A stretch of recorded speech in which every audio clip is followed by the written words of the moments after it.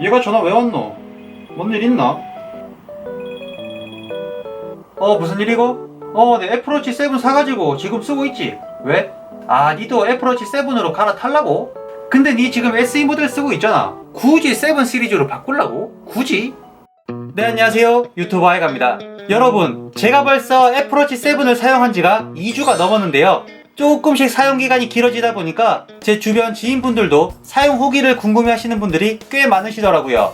그래서 이번 영상에서는 진짜 솔직한 후기를 말씀드리도록 할 텐데, 단 좋았던 부분보다는 약간 아쉬웠던 부분들 위주로 말씀을 드릴 거예요. 과거 SE 모델을 사용했던 저의 개인적인 입장에서 애플워치 7의 2주 사용기를 말씀드리도록 할 텐데요. 아이가 쟤는 요런 부분들이 조금 아쉽다고 느껴졌구나 라고 편하게 봐주시면 좋을 것 같습니다. 그럼 함께 만나보시죠. 애플워치 7 궁금하다 아이가!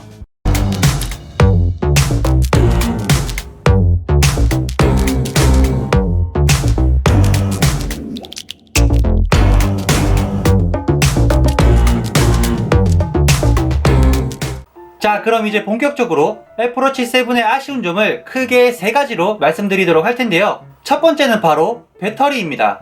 제가 최근에 직장인의 입장에서 하루 동안 워치 7을 사용하였을 때 배터리 소모가 얼마가 되는지 한번 실험을 해보았었는데요. 정확하게 24시간 동안 96%의 배터리를 사용했었어요. 정말 평범하게 아침 7시에 일어나서 회사 갔다가 퇴근하고 운동 1시간 하고 집에 와서 컴퓨터 1~2시간 하고 바로 잠드는 정말 특별히 눈에 띄는 행동 없이 평범한 하루 일과로 측정을 해보았는데도 배터리가 상당히 빨리 닳는다는 느낌이 들었어요.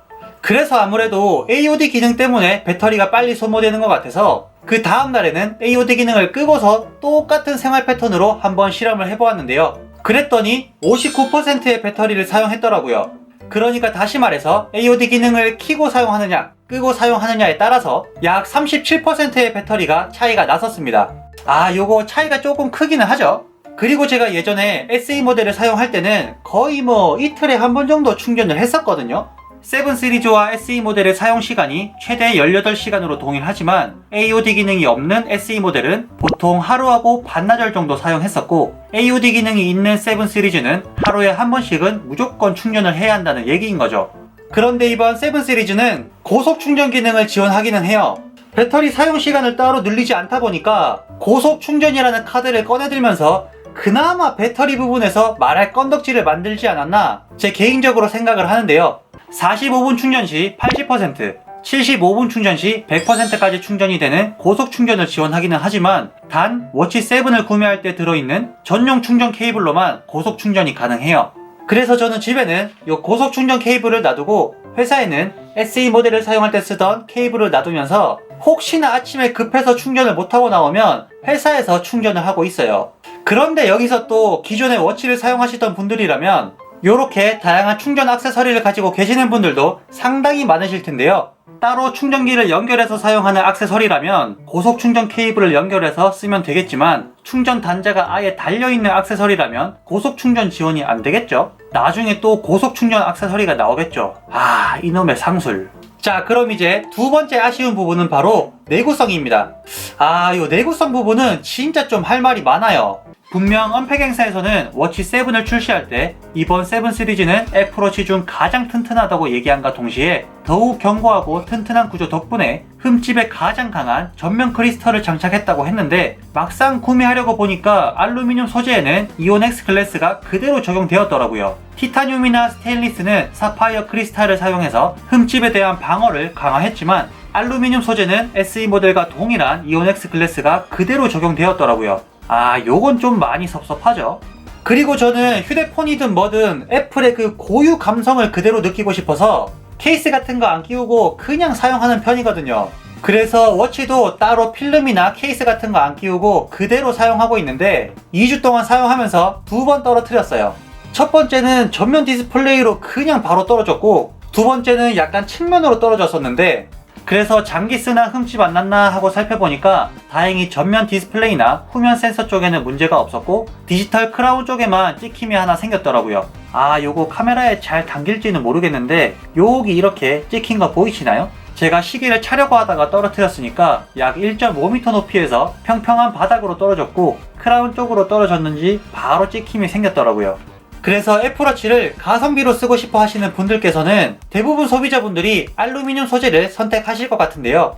기스나 찍힘에 민감하신 분들이라면 저처럼 생 내추럴로 사용하지 마시고 꼭 필름이나 케이스를 장착하시고 사용하시는 걸 추천드립니다.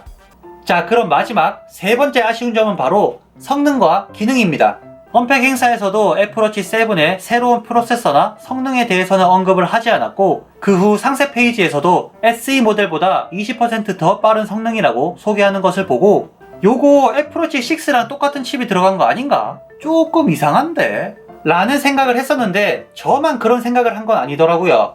왜 전작인 애플워치 6의 칩과 비교하지 않고 SE 모델의 S5 칩보다 최대 20% 더 빠른 프로세서 S7이라고 했을까? 요게 좀 궁금했었는데 해외 개발자들도 요 부분에 대해서 성능 테스트를 진행했고 결론은 6 시리즈에 들어간 프로세서와 동일한 칩이 들어간 것 같다는 주장이 나오더라고요. 그래서 지금까지 애플워치는 세대가 거듭날수록 프로세서도 계속 업그레이드가 되어 왔었는데 이번에 처음으로 전작과 동일한 프로세서가 그대로 탑재되어 있다고 볼 수가 있는 거죠.